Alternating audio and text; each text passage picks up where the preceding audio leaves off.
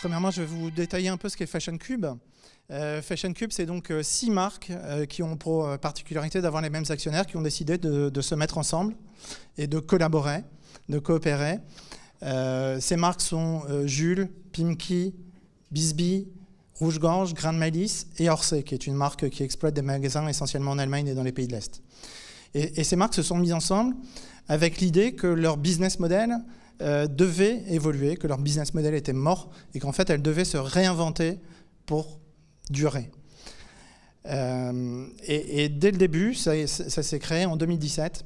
Cet écosystème s'est dit, notre mission, c'est d'être en capacité de ne produire que ce que nous sommes en capacité de vendre, sans rien gâcher, sans rien brader, donc avec une déclinaison zéro waste, classique, zéro waste pour la planète, pour les humains, et puis zéro economic waste.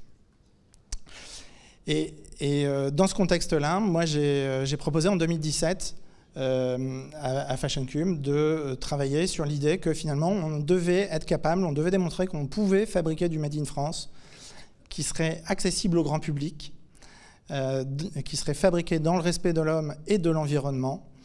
Et on a fait germer cette idée qui a évolué. Et en pleine crise du Covid, en mai 2020, nos actionnaires ont donné un accord définitif pour qu'on lance le projet. Donc ce projet a été officiellement lancé en mai 2020.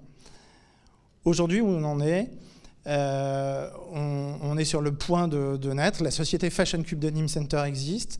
Son métier va être de faire toute la partie, alors les 3 dernières étapes que citait Thomas, c'est-à-dire la coupe, la confection, le délavage, sur la base de commandes qui leur seront confiées par les clients, que seront Jules, Pimki et autres. Effectivement, on a pour ambition de produire à terme 410 000 jeans annuels, avec non pas des centaines, mais une centaine de collaborateurs. Et de notre côté, donc, nous allons démarrer l'activité en février 2022. Donc on est aujourd'hui avec 26 collaborateurs qui sont en formation pour 3 mois. Vous l'évoquiez tout à l'heure, la main-d'œuvre est quelque chose d'hyper important, c'est une vraie richesse pour nous, mais c'est aussi assez rare sur le marché. Donc on est allé chercher des gens qui avaient des parcours très différents. On a une très grande diversité dans les collaborateurs qu'on a recrutés. Beaucoup sont issus de chantiers d'insertion. Le Covid a eu pour bénéfice aussi de lancer un certain nombre d'ateliers autour de la fabrication de masques. Donc a mis un premier pied à l'étrier de la confection de personnes qui étaient sans emploi. Et donc nous, on leur offre une continuité, un chemin derrière. Alors, attendez, parce que du coup, j'ai moi aussi mes petites notes. Aujourd'hui, donc, ce qu'on vise, effectivement, c'est cette capacité à vendre 410 000 jeans annuels. On n'est pas exclusif, c'est-à-dire on ne travaillera pas forcément que pour nos marques. On est ouvert à collaborer et coopérer avec d'autres marques.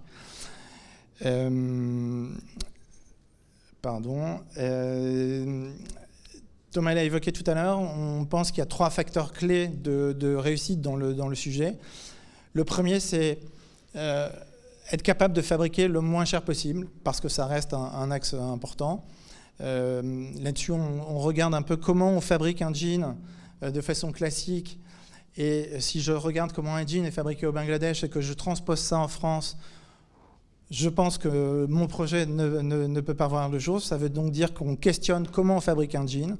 Donc on va aller chercher de l'automatisation, notamment. Il y a un deuxième facteur clé de réussite qui est notre capacité à vendre sans décote et sans résiduel en fin de collection. Thomas l'a évoqué aussi, c'est extrêmement important dans l'équation économique, cette capacité à ne pas gâcher la valeur du produit, redonner de la valeur au produit en produisant en France. Et puis enfin, il y a une dernière composante extrêmement importante qui est le consommateur final. Alors on dit consommateur, en vrai, moi je considère que le Fashion Cube de Nîmes Center, c'est plutôt pour nous l'opportunité de passer d'un modèle B2C, business to consumer, à un modèle M2C, c'est-à-dire manufacturer to citizen. Donc on s'adresse à des citoyens. Et donc on espère que les citoyens comprendront la valeur du produit et sera prêt à payer un tout petit peu plus cher pour ces produits, ce qu'on s'est voté au départ, c'est qu'on voulait être capable de fabriquer les mêmes produits que ceux qu'on faisait aujourd'hui, mais avec un écart maximal de prix de 20% par rapport à l'alternative asiatique, tout en préservant les marges de nos marques. Voilà, donc ça c'est notre ambition. On est nouveau industriel, donc on va apprendre des tas de choses. Forcément, on va probablement avoir quelques difficultés, mais on espère aussi avoir plus de succès au final. Et Thomas l'évoquait, on ne pense pas que ceux qui font du Made in France sont nos concurrents. Au contraire, on pense que ce sont nos alliés. On pense qu'en coopérant ensemble, on va être capable de faire bouger les choses et probablement d'amplifier encore ce mouvement de la production locale pour de la consommation locale. Puisque au-delà du Made in France, on a des marchés qui sont divers et variés. Et ce qu'on vise, c'est aussi la capacité de produire en hyper proximité de nos consommateurs. Donc dès que le Fashion Cube de Nîmes Center aura fait la démonstration de son efficacité, se posera la question de le mettre à la bonne échelle et puis ensuite de le dupliquer ailleurs. Donc pourquoi pas le dupliquer à Berlin, à Barcelone, à Buenos Aires, enfin en fonction de là où on aura des clients.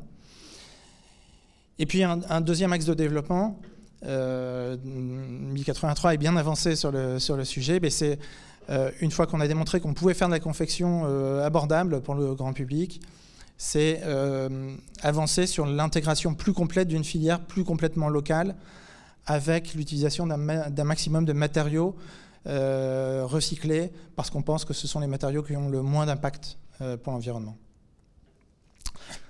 Voilà, donc nous, on démarre en février 2022, ça veut dire que, et on va avoir une courbe d'apprentissage assez longue, ça veut dire que les premiers produits faits dans le Fashion Cube de Nîmes Center seront d'ailleurs fabriqués pour Jules et arriveront probablement en magasin à horizon mai 2022. Voilà, et on a hâte de mesurer le succès de tout ça.